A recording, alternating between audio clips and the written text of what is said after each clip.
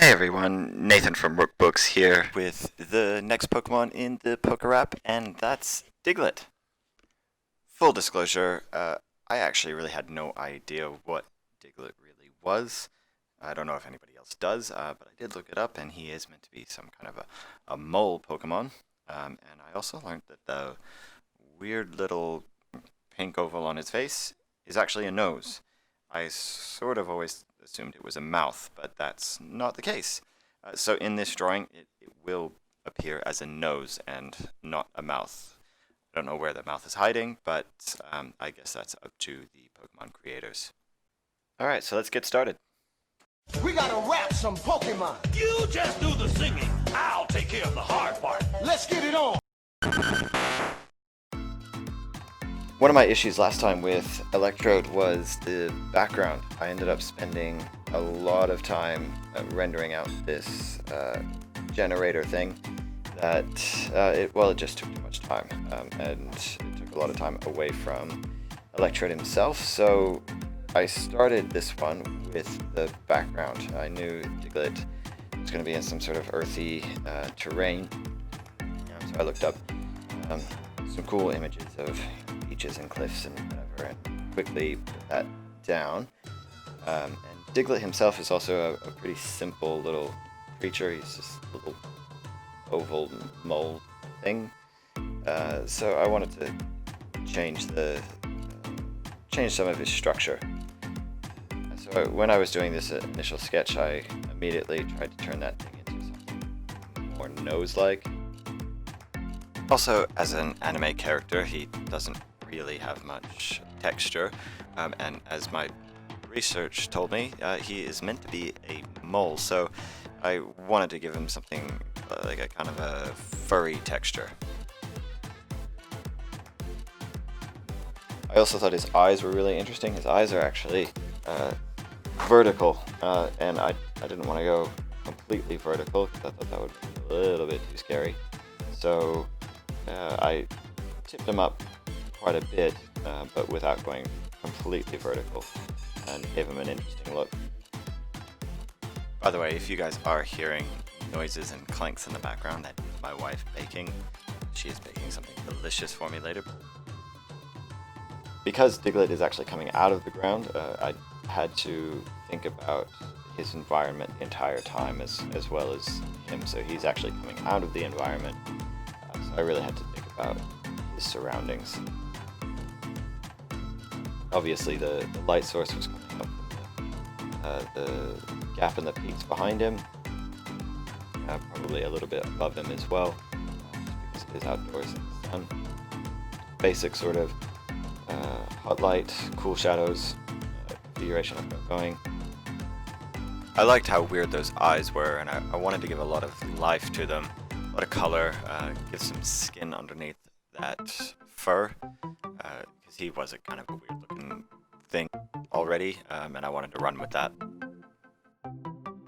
And of course there's the copy and paste of the left eye over to his right eye over to the left, and just gotta compensate with the light and give it a little bit of its own character. Their eyes aren't actually identical. It was kind of funny when I started putting this sort of mustache thing in there. It reminded me of one of those future generation Pokemon, the pillow swine, or the big woolly mammoth looking things. They've got these big mustache furry things coming off their face.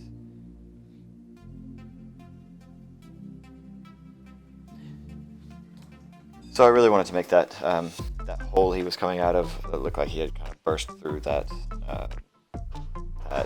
area, that grassy area, so he would have torn up all the grass there. And then this brush is actually one of Aaron Blaze's brushes, which you can get from his website. He's got a whole pack of what he calls directional hair. It's awesome. I love using it. I don't always use it for every kind of furry creature or hair, but it does definitely, it helps a lot kind of lay down the initial texture at least, or give it some finishing touches. key to hair is just, you know, layers and layers. I've watched so many different ways of doing it, and everybody's got their own kind of technique and stuff, and I'm still experimenting with rendering hair every day. This is another one of Aaron Blaze's techniques, and the photo reference pack is actually taken from his website as well. So he loves his elephant skin, that texture, and on top of basically any skin, gives some amazing textures. I love using it as well.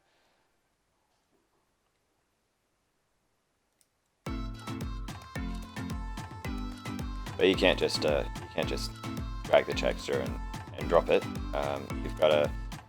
You do have to render it in afterwards as well. You can't just expect it to do all of the work. And sometimes subtlety is much better.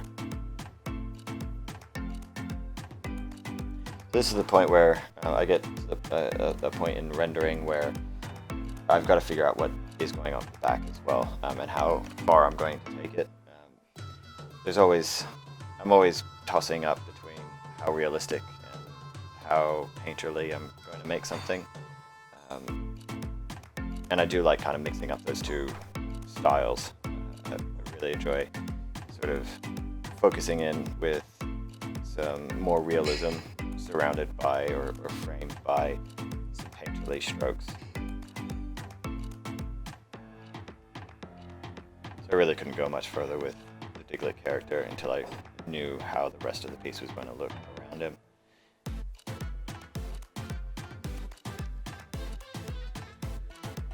And I experiment with all different kinds of styles. You can see I'm doing a bit of...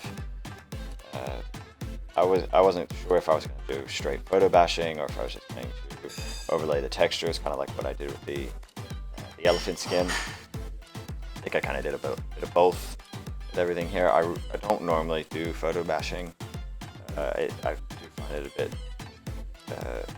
I find it a bit difficult. I need a bit more practice on it, but it has a really cool effect when you get it right. But it can also look really, really odd. If you've got one photorealistic mountain sitting in the front where everything else looks like it's painted on, it looks really odd.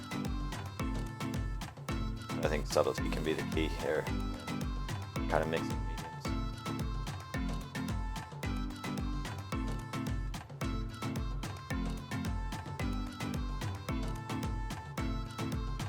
It's the same here, I'm kind of combining these photos. I got this pack, I think it's called the Prehistoric Garden. I got off of ArtStation at some point.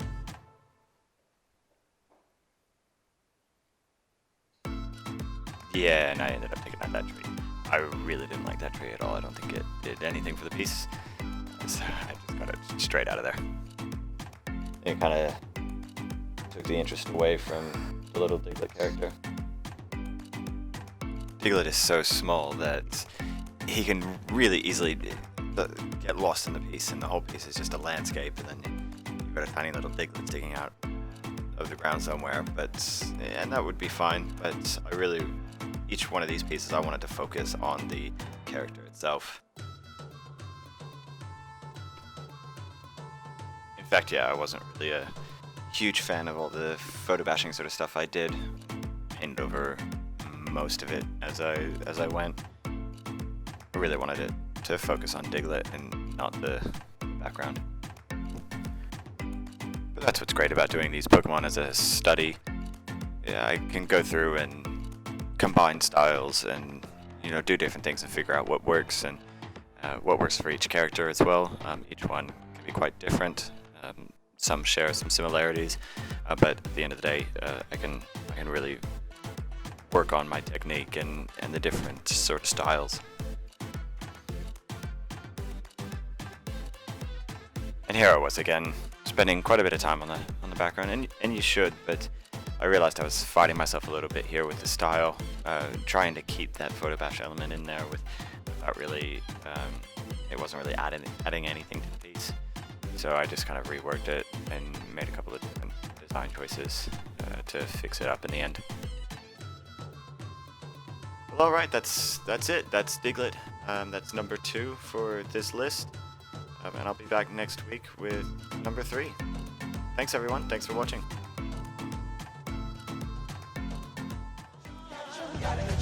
Gotta catch 'em all.